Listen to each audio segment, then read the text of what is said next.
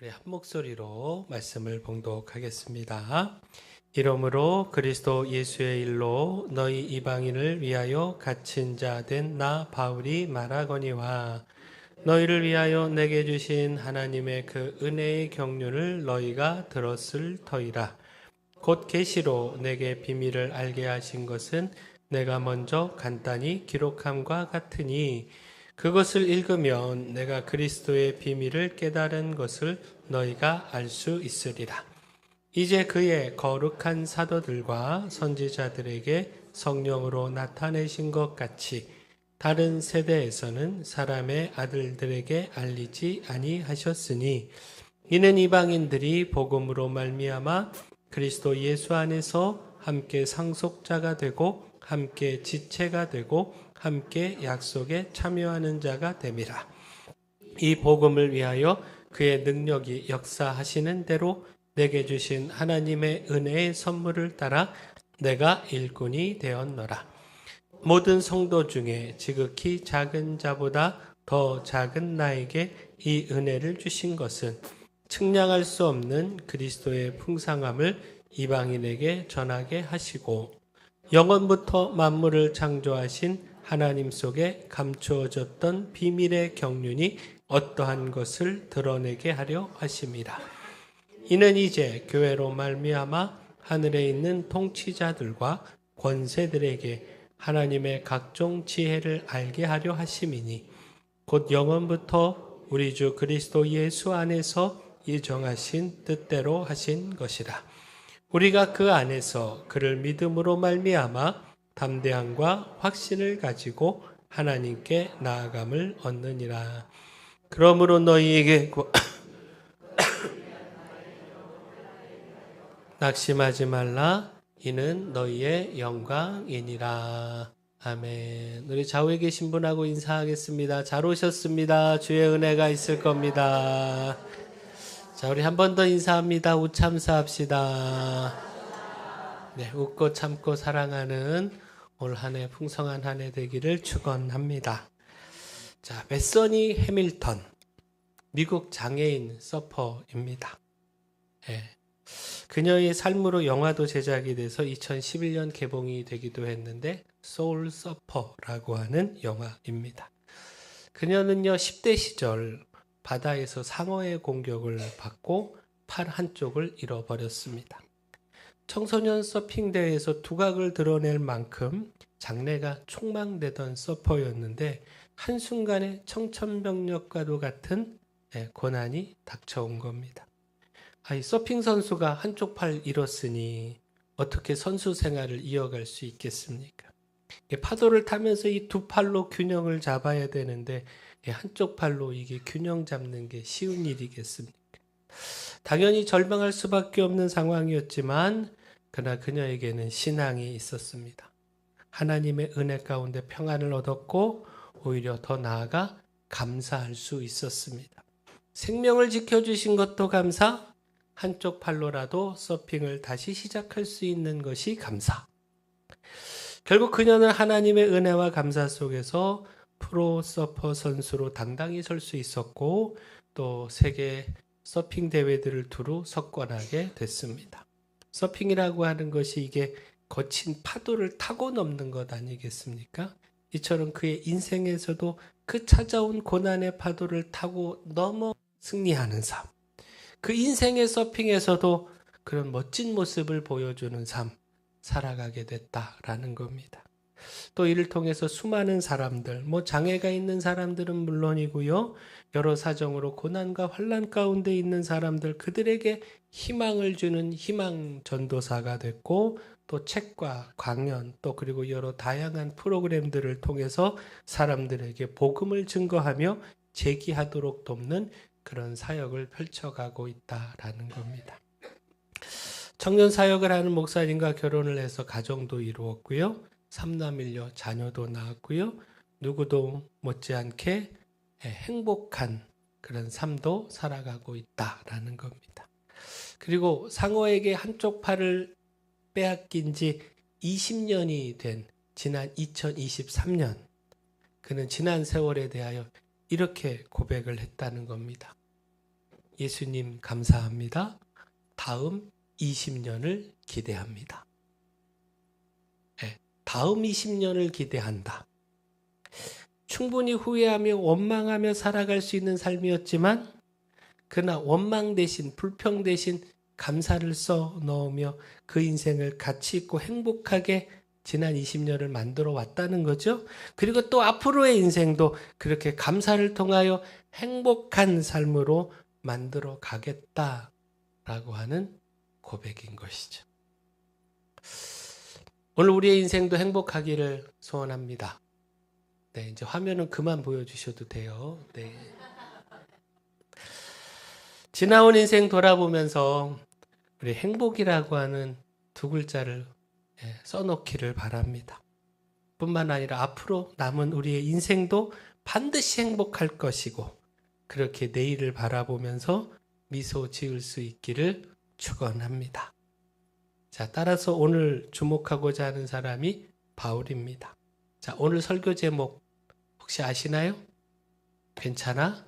나는 행복해. 나는 기쁘고 행복해.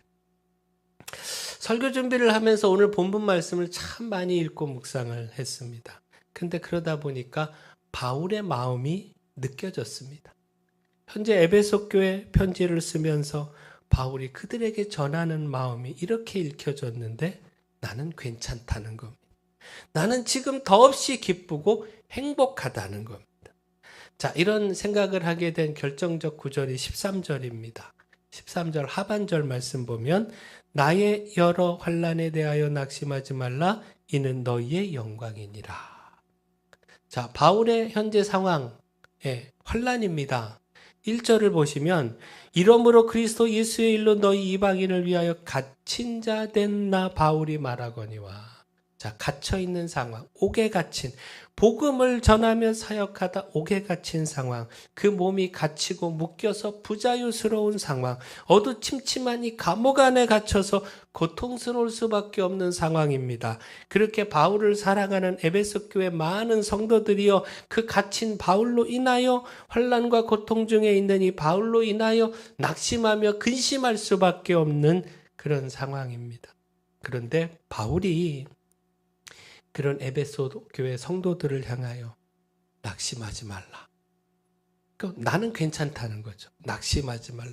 나 괜찮아. 그러니 낙심하지 마. 이는 너희의 영광이니라.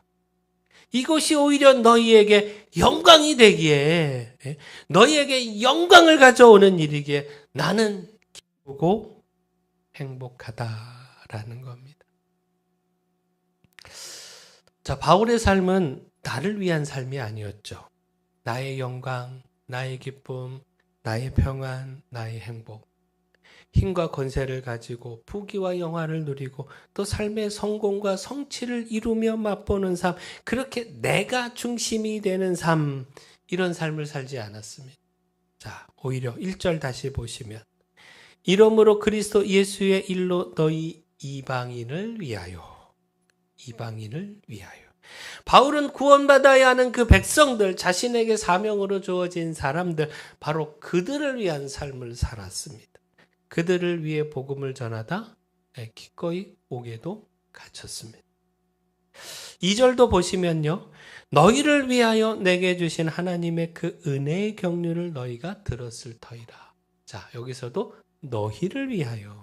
하나님께서 주신 사명, 그 직분을 따라 섬기고 사역해야 하는 그 사람들, 바로 너희들, 에베소 교회 성도들, 더 나아가 복음을 전하고 구원받아야 하는 모든 사람들, 바로 그들이 바울에게는 삶의 목적이고 이유였다라는 겁니다. 그렇게 하나님이 사명 주심도 너희를 위하여.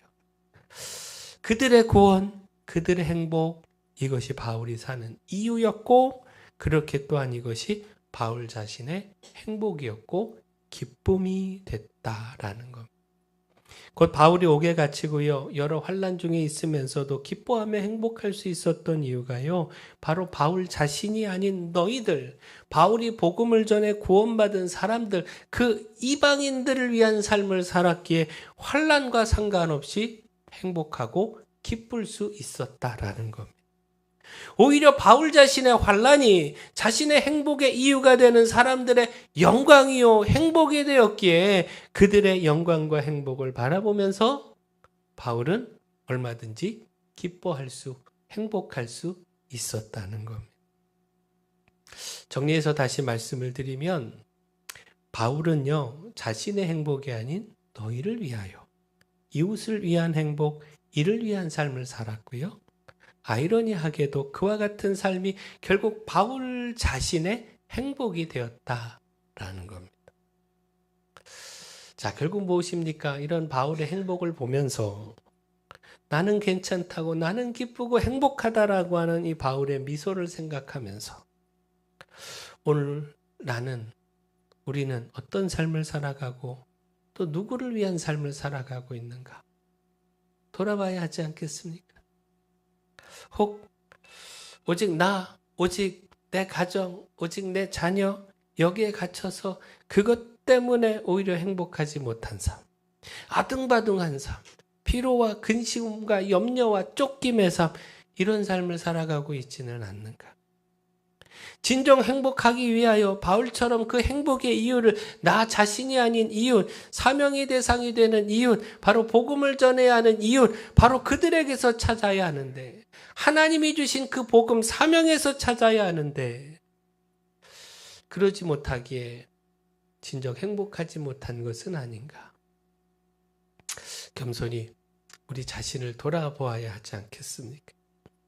그리고 오늘 이 바울을 통하여 참 행복의 길을 찾고 배워야 하지 않겠습니까?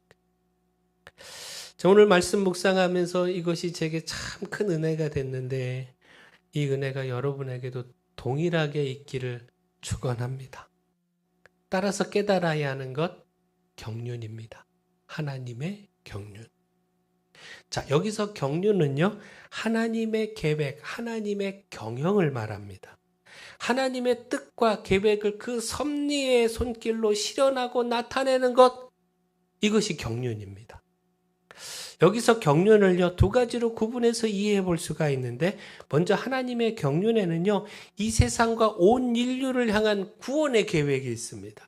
예수 그리스도를 통하여 그 십자가 희생과 은혜를 통하여, 그리고 이를 믿는 믿음을 통하여 유대인들뿐만 아니라 이방인들까지 온 인류를 구원하고자 하시는 영원부터 뜻하신 계획, 한마디로 복음이죠. 오늘 말씀 9절에 나온 비밀의 경륜, 바로 이 비밀의 경륜이 이에 해당이 됩니다.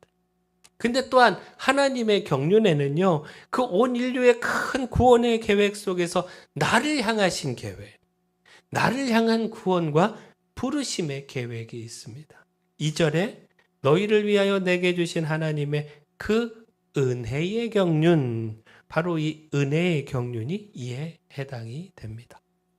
따라서 이 은혜의 경륜은요, 은혜의 직분, 은혜의 일꾼, 이렇게 이해할 수 있습니다. 결국 하나님의 경륜은요, 예수 그리스도를 통한 온 인류의 구원의 계획, 그리고 이를 위하여 나를 선택하시고 나에게 사명 주시고 일꾼 삼으시는 등 나를 향한 계획, 이 모든 것을 뜻하는 것으로 우리가 이해해 볼 수가 있습니다. 자, 근데 중요한 것, 이런 하나님의 경륜을 깨닫고 있느냐, 바로 알고 바로 깨닫고 있느냐. 온 인류를 향한 구원의 계획도, 예수 그리스도 그 십자가와 그 은혜를 통한 구원의 계획도 바로 알고 바로 깨닫고 있고, 또 이를 위해 나를 구원하고자 선택하시고 일꾼 삼으신 그 뜻, 나를 향한 하나님의 그 뜻과 계획도 바로 알고 바로 깨닫고 있는가.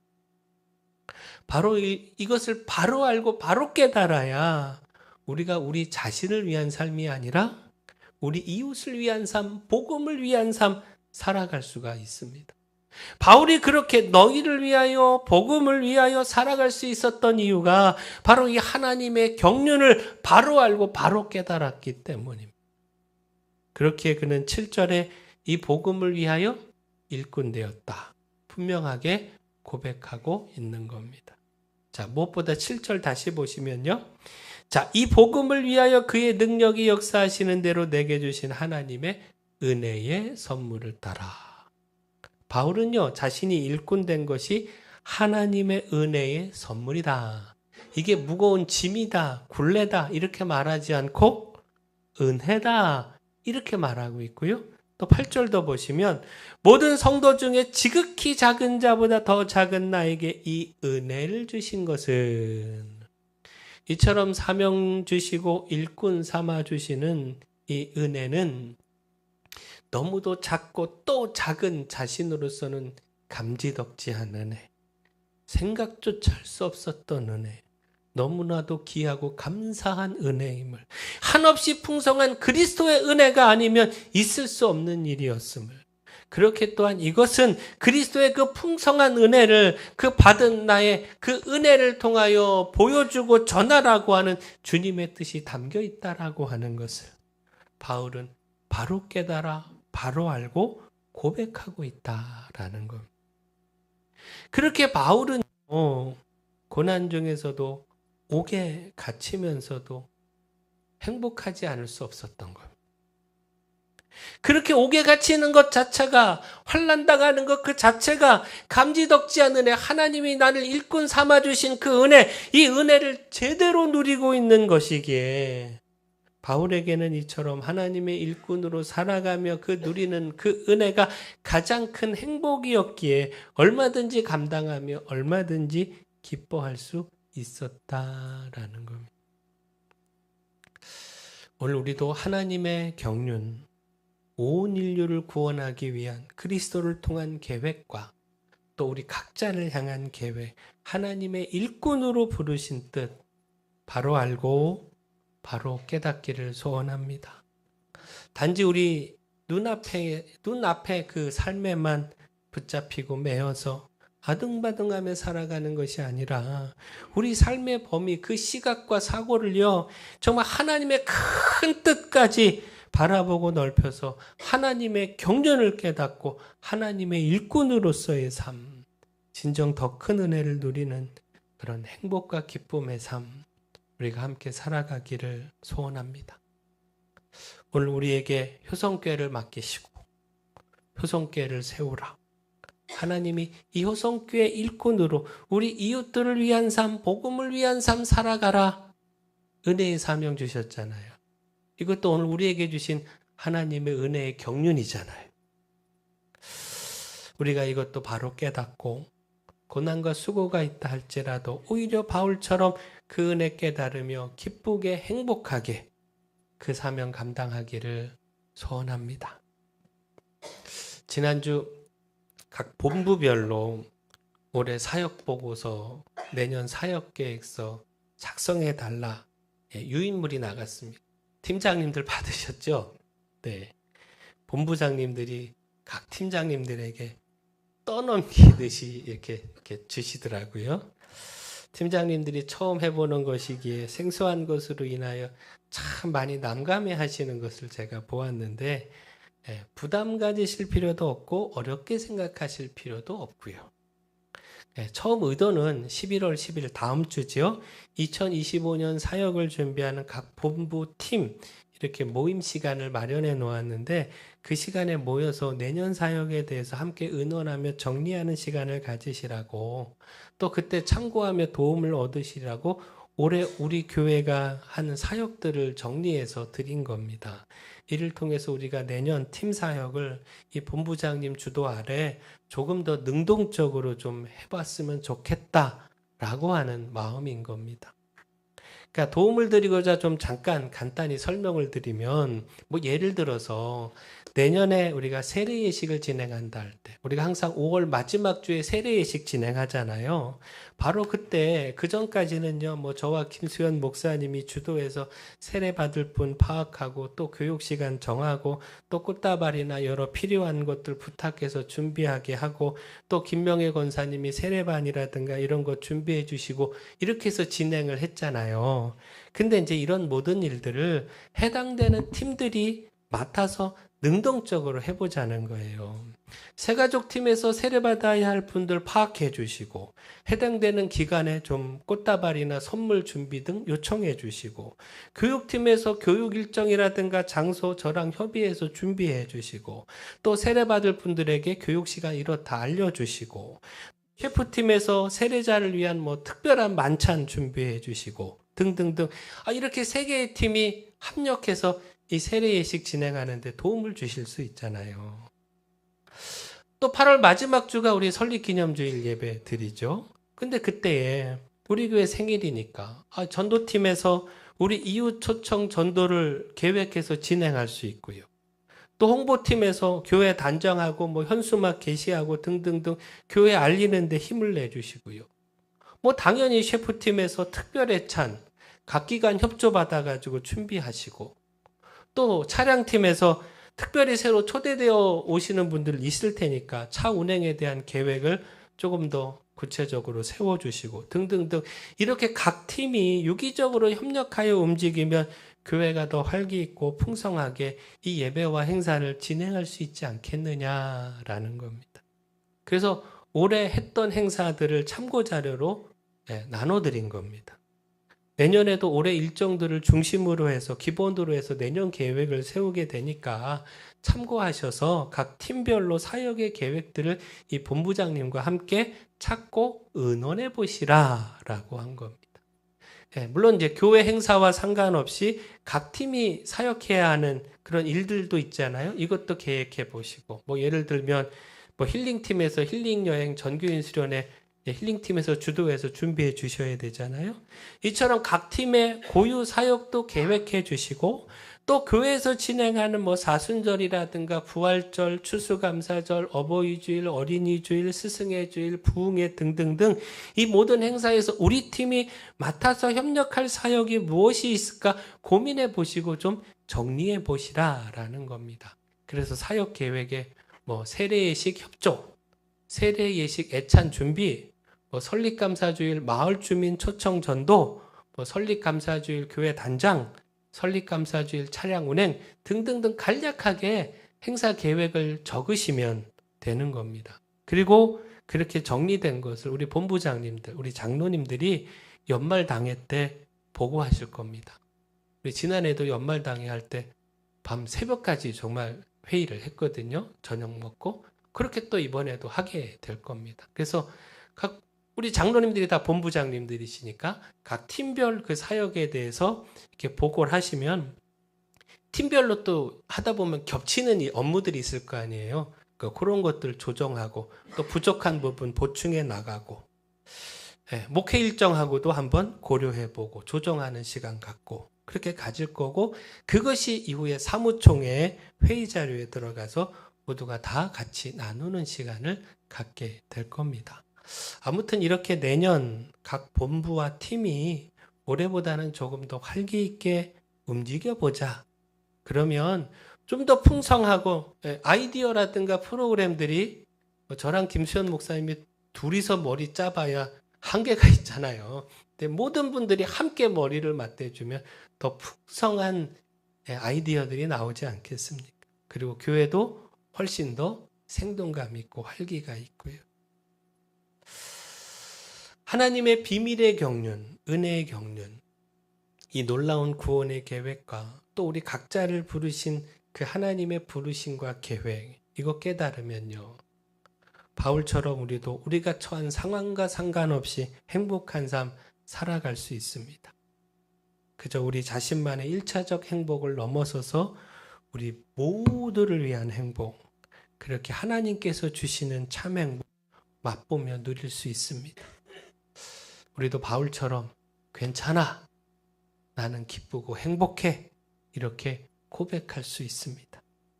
바라긴 우리가 이거 깨닫기를 소원하고요.